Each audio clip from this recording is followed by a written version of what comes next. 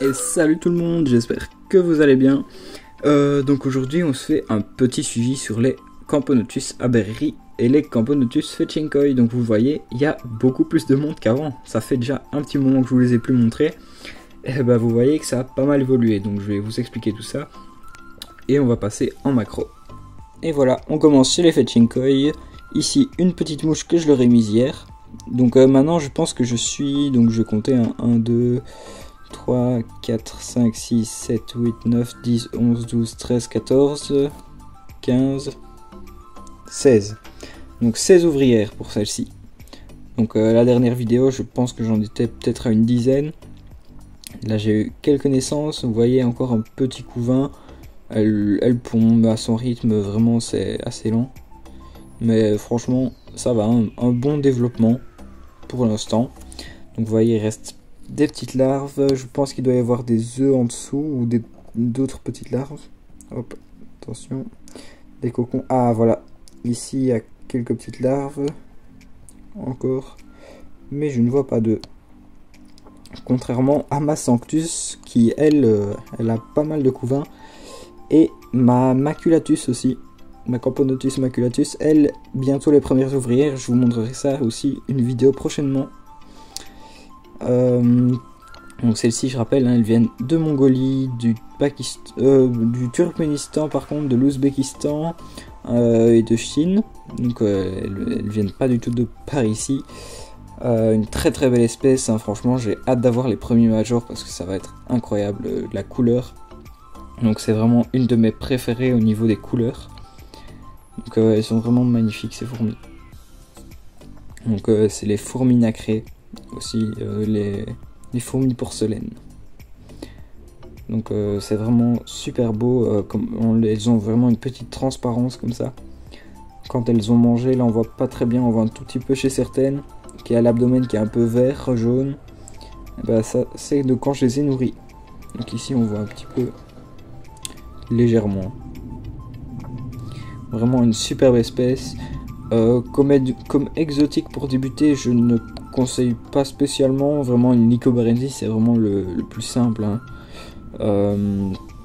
Donc ouais, vraiment celle-ci, il faut, j'ai envie de dire, il faut un peu respecter quand même certaines conditions.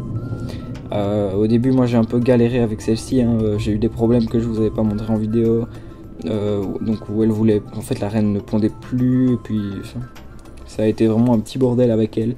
Mais maintenant elle est bien partie je pense, donc on verra ça. C'est affaire à suivre. Et maintenant on va passer chez les aberri. Et nous voilà chez les aberri.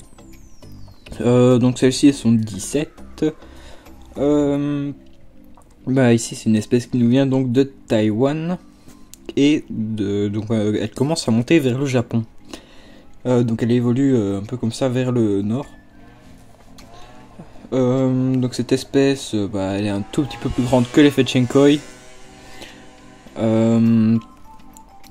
Donc ici ouais, on est vraiment sur une fourmi bien colorée, hein. Moi j'adore ces couleurs, c'est pour ça que je l'ai choisi. Les soldats surtout, ça va être magnifique.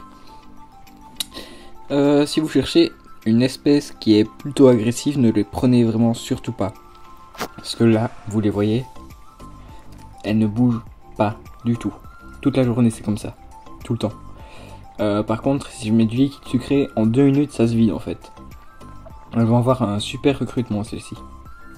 Comme vous le voyez au sol, donc j'ai un beau tapis de couvain. Donc elle me fait des pontes généreuses, on va dire. Oula. On va essayer d'aller voir ça. Donc ici vous voyez des petites larves, des œufs. Et encore à 2 endroits, ici on a là. Je sais que j'avais 4 ou 3 petites grappes. Là encore une. Ici en haut. Hop, des œufs, des larves. Là en bas, il y en a aussi. Voilà. Donc c'est vraiment une bonne pondeuse, on va dire. Donc vraiment de magnifiques couleurs. Celle-ci, donc comme exotique, je ne la recommande pas, hein, même si elle ressemble à la Nicobarensis visuellement, c'est pas du tout la même chose. Donc les Nicobarensis, ça va être bien plus facile que celle-ci. Donc ici, il faut respecter le minimum, au minimum les conditions, hein, parce que sinon ça ne va pas aller du tout.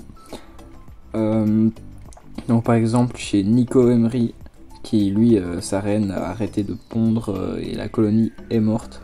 Donc c'est assez triste, mais ça arrive.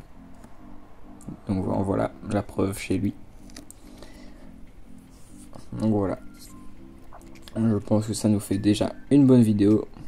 Et on va s'arrêter là du coup. Donc merci d'avoir regardé, hein, et à très bientôt tout le monde. Hein. Ciao.